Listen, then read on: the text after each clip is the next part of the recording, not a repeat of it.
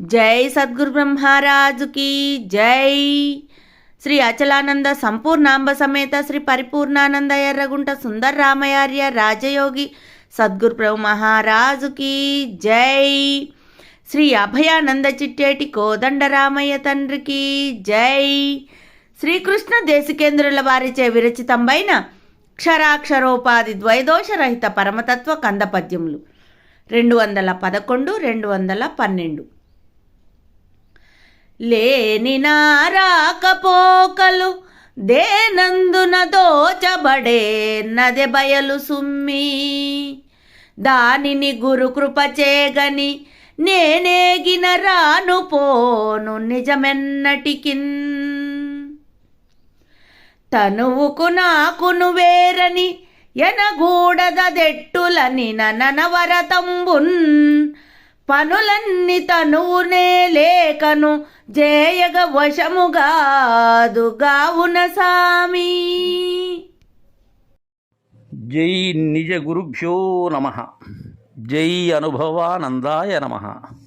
శ్రీమద్భాగవత కృష్ణప్రభు దేశికేంద్రుల వారిచే విరచితమైన కందపద్యములలో 211, 212 కందపద్యములను ఈరోజు ముచ్చటించుకుంటూ ఉన్నాం. శిష్యుడు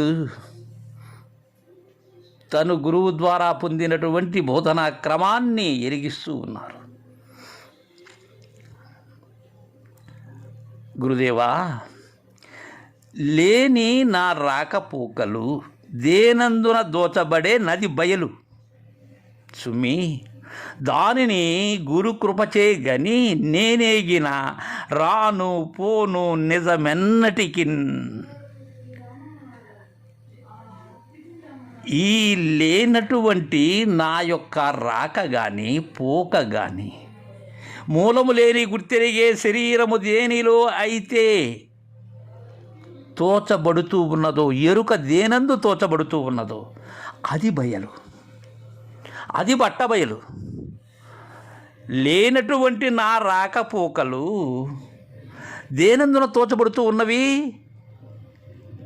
బయలునందు, తాడునందు సర్పము తోయబడినట్లుగా తోయబడుతూ ఉన్నాయి. కానీ తాడుకు ఉన్నవా? భ్రాంతి ఉన్నదా? భ్రాంతి అనబడేటువంటి సర్పము దానిలో తోయబడుతూ ఉన్నది. తద్విధానంగానే దేనందున తోచబడుతూ ఉన్నవో అది బయలు. అలా ఎరగాలి. అయితే అది ఎలా ఎరగాలి? ఎలా సాధ్యమది? సమర్థులైనటువంటి నిజగురు కరుణతో గురునకు శరణాగతి నొంది 12 వర్షములు సేవ చేసినటువంటి వారికి ఆ గురు కృప కలుగుతుంది. అలా గురువుకి శిష్యుని మీద కృప కలుగుతుంది. అయితే బయలును గురు కృపచే గనాలి. గురు సౌజ్ఞలో దానిని ఉండ చూడాలి. అలా గురుకృపచే గని నేనేగిన, ఇక గురుకృపచే కన్నటువంటి నేను ఏదైతే ఉన్నదో, దర్శించినటువంటి నేననే ఎరుక ఏదైతే ఉన్నదో అది ఇక ఉంటుందా?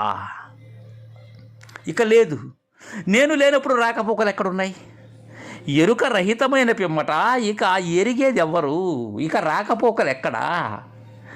నాతో కలిగినటువంటివే రాకపోకలు. ఈ కలలో దోచిన రూపము ఎలాంటిదో అలాంటిదే మూలము లేని గుర్తెరిగే శరీరము అనబడేటువంటి విషయమును గురు కరుణతో కన్న తరువాత ఇక వచ్చేది లేదు, పోయేది లేదు, రాకడా లేదు, పోకడా లేదు.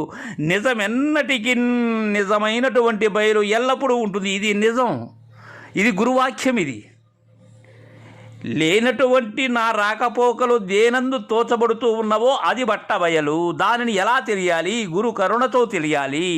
అలా తెలిసిన పిమ్మట తెలిసినటువంటి నేను అనబడేటువంటి ఎరుక ఏదైతే ఉన్నదో, ఆ తెలివి ఏదైతే ఉన్నదో, తెలిసిన తెలివే ఇక లేనప్పుడు ఇక రాకపోకలు అనబడేటువంటివి లేవుగాక లేవు. నేను ఏగినట్లయితే ఎప్పటికీ కూడా నేను రాను పోను నిజము అని తెలియజేస్తూ ఉన్నారు కృష్ణప్రభు దేశికేంద్రుల వారు. తర్వాత 212వ కందపద్యం ద్వారా తనువుకు నాకును వేరని ఎనగూడదెట్టులనినా ననవరతంబున్, పనులన్నీ తనువు నేలేకను చేయగా వశము కాదు కావున స్వామి.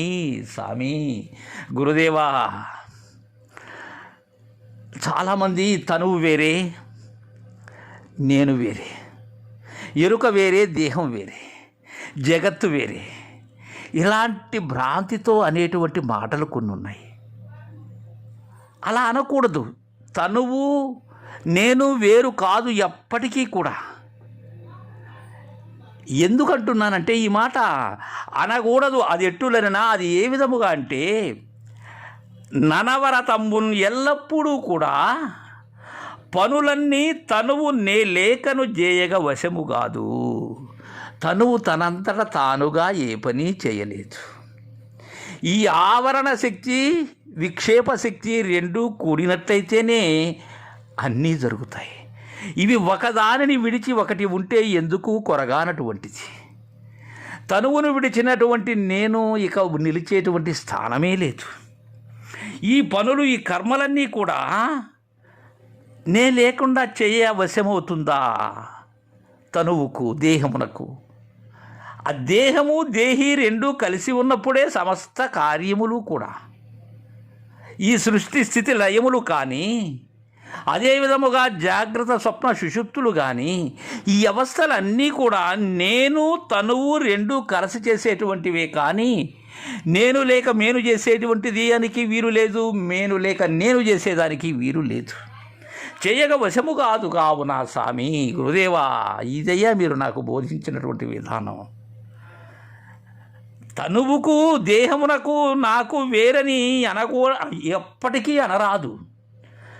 ఏ విధముగా అంటే ఎల్లప్పుడూ కూడా తనువు చేసేటువంటి పనులన్నీ నే లేక చేసేందుకు వీలు కాదు కావున స్వామి అని శిష్యుడు ప్రబోధను తెలియజేశాడు. జై గురుదేవా.